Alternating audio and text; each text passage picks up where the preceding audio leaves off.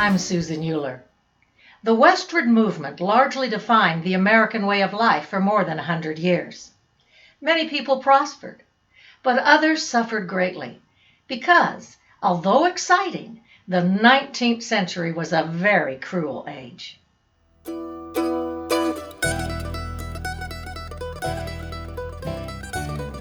In the first decades of the 19th century, many Americans were experiencing a time of great prosperity, living the kind of lives they had dreamed about when they immigrated from Europe or moved west into the new territories created through the Louisiana Purchase in 1803. Missouri artist George Caleb Bingham, one of the greatest American artists of the 19th century, portrayed these frontier men and women in stunning detail, using jewel-like colors, strong draftsmanship, and his remarkable ability to capture a subject's likeness.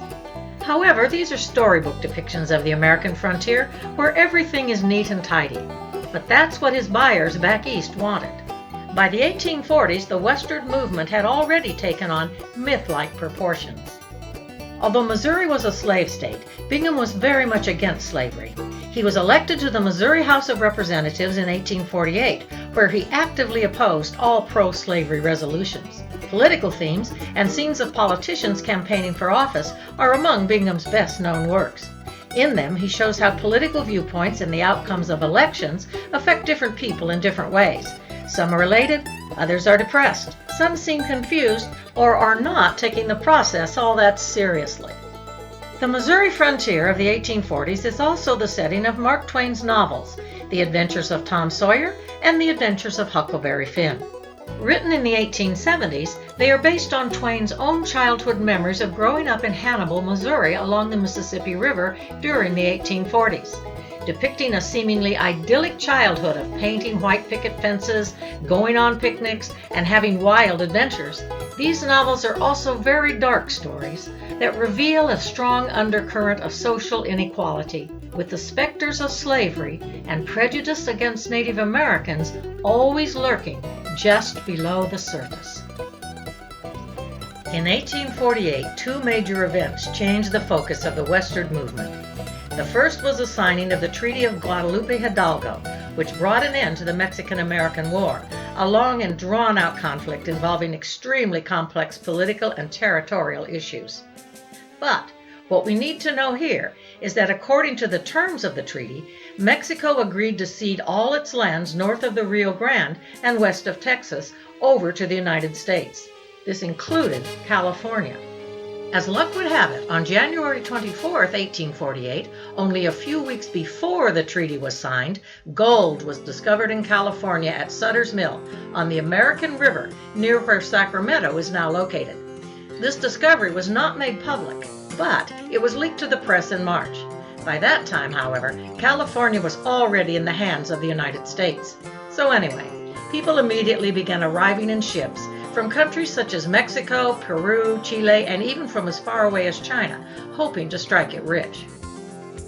However, from the eastern United States, the only way to get to California was overland by covered wagon, a journey that took between 5 and 7 months of arduous travel. Or one could go by clipper ship. Clipper ships seem very glamorous to us, with their gleaming white sails and sleek, slim lines, but they were actually cramped and dirty, as well as dangerous. To get to California, would-be miners had to sail around the Atlantic seaboard, around Cape Horn at the southern tip of South America, then up the Pacific coast to San Francisco. A miserable and dangerous journey of over 13,000 miles that took at least 7 months, if you arrived at all, since ships often went down. The Panama cutoff could save 8,000 miles and cut the total travel time down to, say, 3 months given the breaks. But there was no Panama Canal at that time, so miners had to trek overland through heat and jungle filled with snakes, mosquitoes, and diseases such as yellow fever. Many didn't make it. Once the 49ers, as they were called, arrived in California, not much was waiting for them in the way of creature comforts. In 1849, only between 10 and 20,000 Europeans lived in all of California. This was the Spanish-speaking California of the fictional character Zorro, a semi-arid region of struggling indigenous American tribes, crumbling adobe missions, vast Spanish land grants, and haciendas, but no large cities. Well, no real cities at all. So the miners put up tents and built crude shacks and joined their colleagues in the Sierra Nevada foothills in search of gold. These mining camps were lawless, dangerous places without any kind of police protection.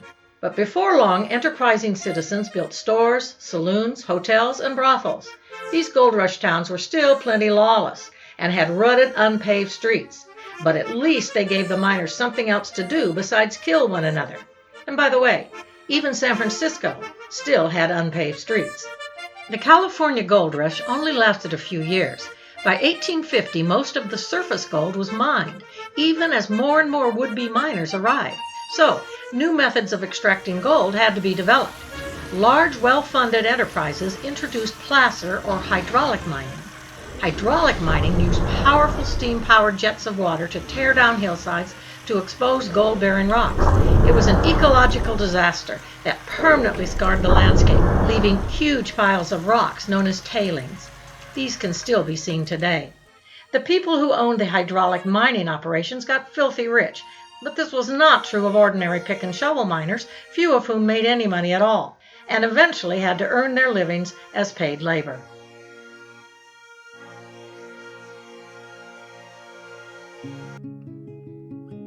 In 1850, California was admitted to the Union as a free state, meaning that slavery would not be permitted. Back east, things were heating up between pro-slavery and anti-slavery factions, and the rushed admission of California only fed the flames. California had been admitted through the provisions of the Missouri Compromise. However, since California was not located in the Louisiana Purchase, these terms did not really apply. Adding to the controversy was the fact that in 1845, Texas had been admitted to the Union as a slave state, and the territory of Oregon had already passed anti-slavery legislation, signaling its free state leanings. This threatened to upset the delicate balance between free and slave states in Congress. Kentucky Senator Henry Clay thought he had a solution. New states acquired as part of the Mexican Cession would now get to vote on whether they wanted to be slave or free, a doctrine known as popular sovereignty. Sounds good, right? Very democratic, but it did not turn out exactly as planned. In fact, it led to a violent period in American history known as Bleeding Kansas, and ultimately to the Civil War. In 1854, Senator Stephen Douglas of Illinois introduced a bill in Congress proposing the building of a transcontinental railway. But he faced opposition from pro-slavery factions who refused to allow federal monies to be used to build a railway over lands that banned slavery. So, to win their support, Douglas and President Franklin Pierce agreed to repeal the Missouri Compromise. Now, instead of being prescribed by law, the citizens of each state would vote on whether slavery would be allowed. This new piece of legislation became known as the KansasNebraska Act. After the passage of the KansasNebraska Act, Kansas was besieged by both pro- and anti-slavery factions trying to rig the vote. They falsely established residency and stuffed ballot boxes, but most notably, they intimidated voters. Gangs of pro-slavery militia, mainly from neighboring Missouri, rode into Kansas, burning towns and murdering citizens. At the time, they were called by the rather benign term of border ruffians, but we have a more accurate term today. They were domestic terrorists. The largest confrontation took place in 1856 at Osawatomie, Kansas, in which some 300 pro-slavery men sacked and burned the town. Abolitionist John Brown rode in to defend the citizens, but with only 40 men he was way outgunned and eventually had to retreat. Brown's bravery in the face of great odds brought him national fame and made him a hero to abolitionists. When Brown was executed for insurrection 3 years later for his role in attacking the U.S. Armory at Harper's Ferry, he became a martyr to the cause. The Civil War temporarily put an end to the Westward Movement, but not to the border raids. Only now, many of the raiders were members of the Confederate or the Union Army, because Kansas citizens had formed armed militia groups of their own.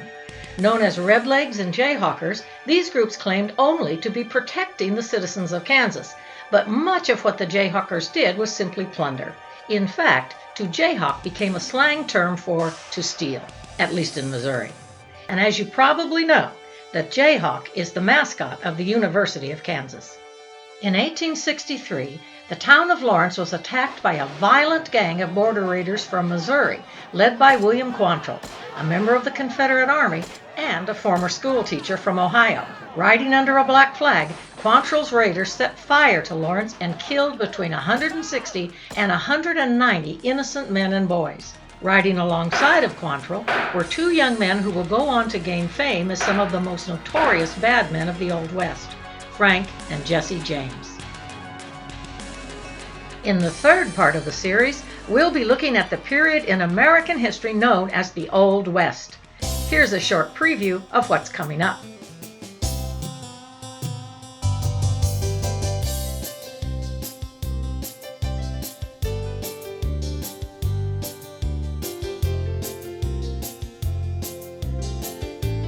For the 10-Minute Professor, this is Dr. Susan Ray Euler. Thanks for tuning in.